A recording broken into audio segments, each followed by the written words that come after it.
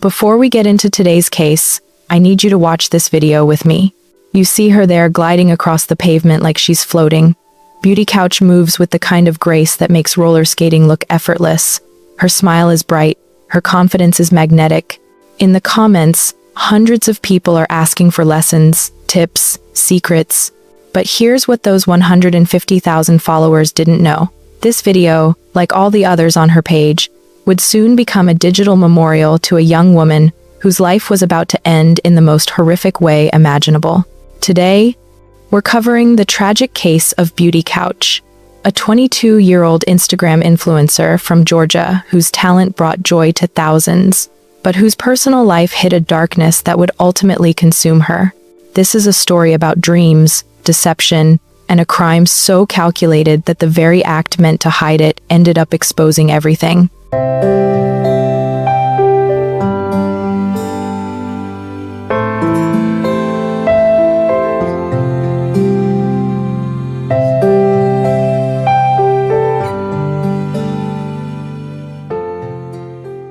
August 23rd, 2023, Austell, Georgia. It's a Wednesday afternoon, and the summer heat is oppressive. At 12:18 p.m., the Austell Fire Department gets a call about a brush fire near Joe Jerkins Boulevard and Landers Street. Brush fires in August aren't unusual in Georgia. Dry conditions, careless cigarettes, sunlight hitting glass wrong. The firefighters head out, expecting a routine call. But when they arrive, they immediately know something is wrong. This isn't just bush burning. There's a vehicle fully engulfed in flames.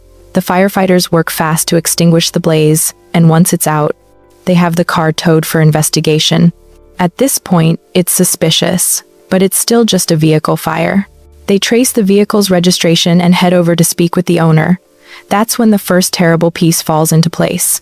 The car belongs to a parent, but it's regularly driven by their 22-year-old daughter. Her name is Beauty Couch, and Beauty hasn't been seen since Tuesday morning. Suddenly, this routine vehicle fire becomes something else entirely. Investigators rush back to the scene. This time, they're searching. They push deeper into the wooded area, scanning through trees and undergrowth, and then they find her. Beauty's body is lying in the woodline, hidden among the trees, a short distance from where her car had burned.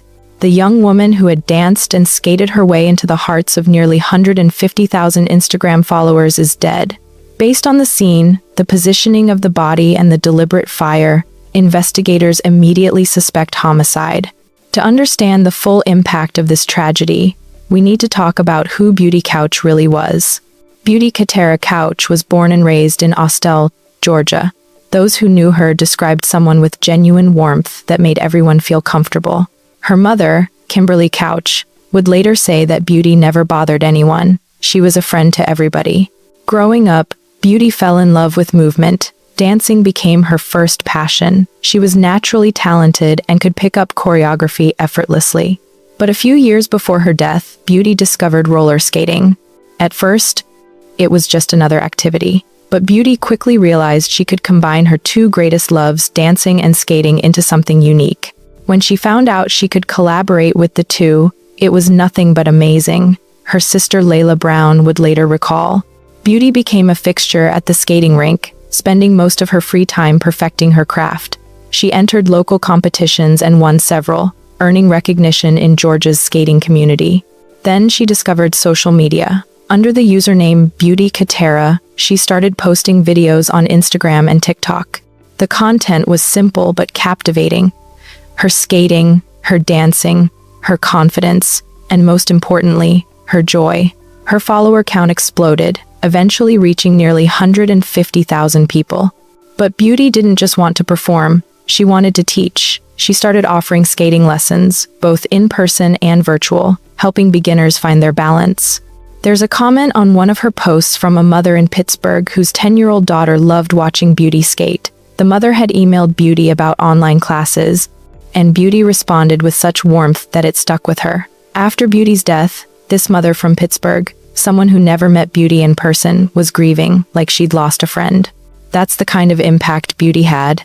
Beauty wasn't just focused on social media. She was also a college student, balancing education with her online presence. She'd graduated from South Cobb High School and worked at Popshelf and Six Flags.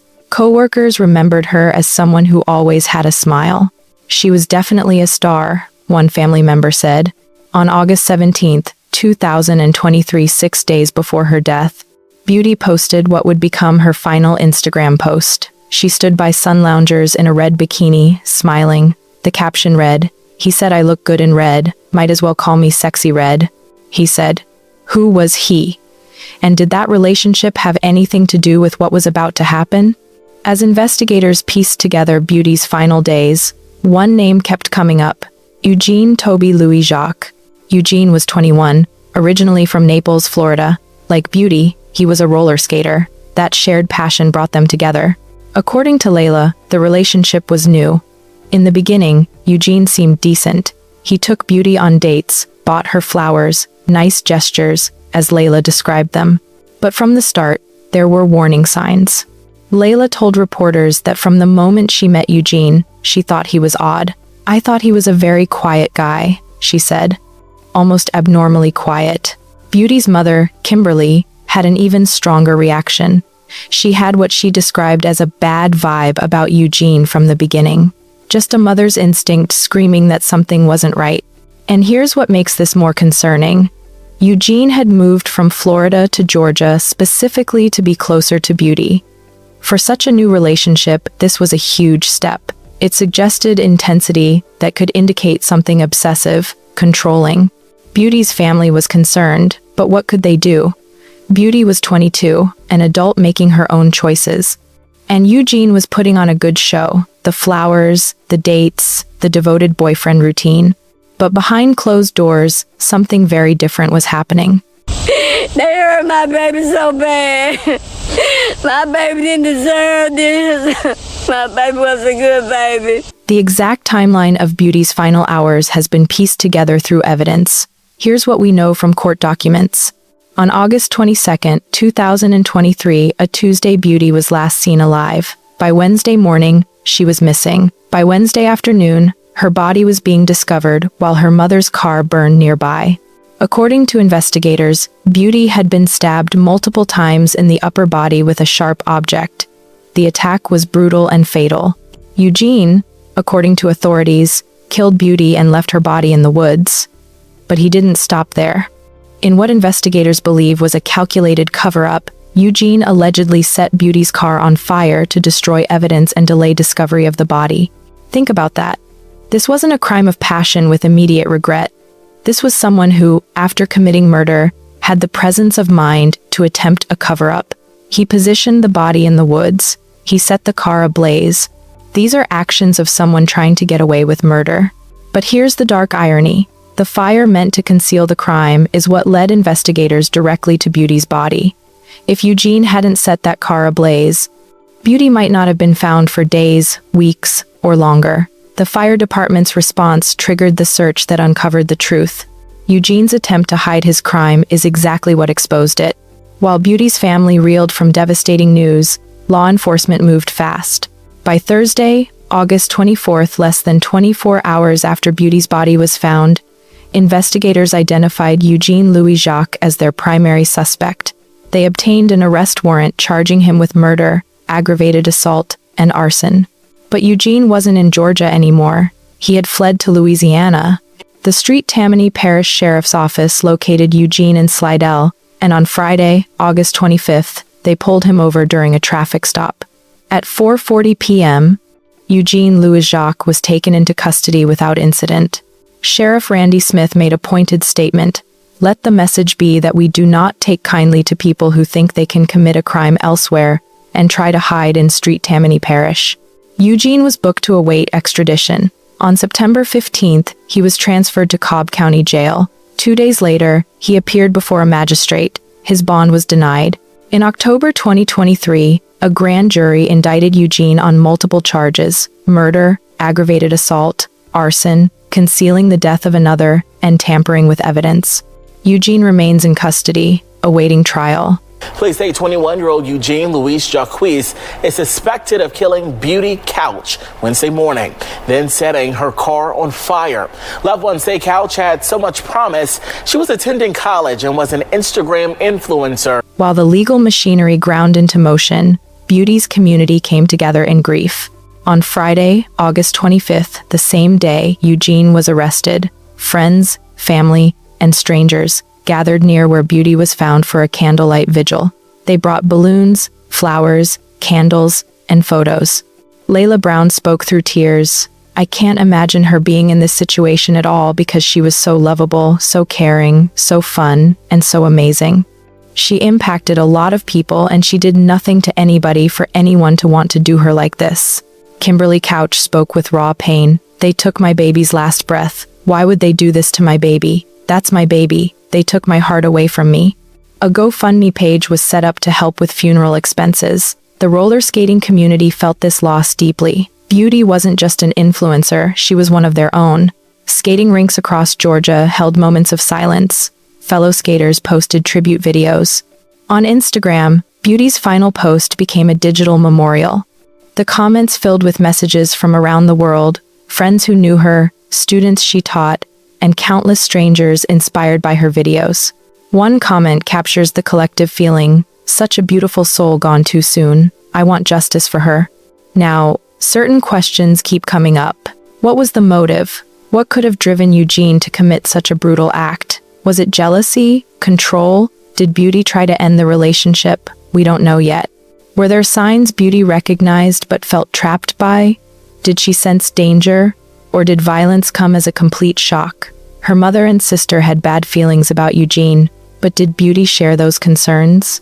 Could this have been prevented? Should those early warning signs, the mother's bad vibe, the sister's observation that Eugene was abnormally quiet, his intense decision to move from Florida, should those red flags have been taken more seriously? These questions haunt intimate partner violence cases. Too often, danger isn't apparent until it's too late. Beauty's case highlights something else: the disconnect between social media and private reality. To her 150,000 followers, Beauty appeared happy, successful, thriving. Her feed was full of joy and confidence. There were no cryptic posts asking for help, no obvious signs of distress. But behind that curated image was a real person navigating a real relationship, one her family found unsettling from the start. This is a reminder: you never really know what someone is going through based on what they post online. Beauty Couch's murder isn't an isolated incident. It's part of a devastating pattern of intimate partner violence that claims lives at alarming rates. Approximately 1 in 3 women experience some form of physical violence by an intimate partner in their lifetime. Young women aged 18 to 20 are particularly vulnerable. These are years when people form first serious adult relationships, still learning what healthy dynamics look like. Beauty's case reminds us that danger can lurk behind seemingly normal facades. Eugene appeared to be a caring boyfriend, initially dates, flowers, saying the right things. But those nice gestures coexisted with whatever darkness was brewing beneath. This is crucial. Charm and gifts don't erase controlling behavior. Flowers don't make up for isolation. Dates don't cancel out manipulation. Trust your instincts. Trust your family's instincts. If something feels off, it probably is. Remember, it's not on victims to predict violence. It's on perpetrators to choose not to commit it. But awareness and caution can sometimes make the difference. As we close this chapter of Beauty Couch's story, we're left with the echo of her movement, the glide, the rhythm, the joy she carried so effortlessly into the world. A young woman whose life was full of promise, whose future stretched wide with possibility, and whose light should never have been cut short. Her story is painful to hear, but it is important to tell, because silence is exactly what violence depends on. If this case moved you, if Beauty's life and legacy meant something to you, take a moment to honor her by staying aware, by staying informed, and by staying connected. If you believe stories like this deserve to be told with respect, depth, and truth, then I invite you to support the channel by subscribing and also tell us where you are watching from. It helps these stories reach more people, and it ensures that victims like Beauty are never forgotten. Until next time, take care of yourselves, take care of one another, and never underestimate the power of a single life to leave a lasting impact. Rest in peace, Beauty. Your music may have stopped, but your light continues to shine.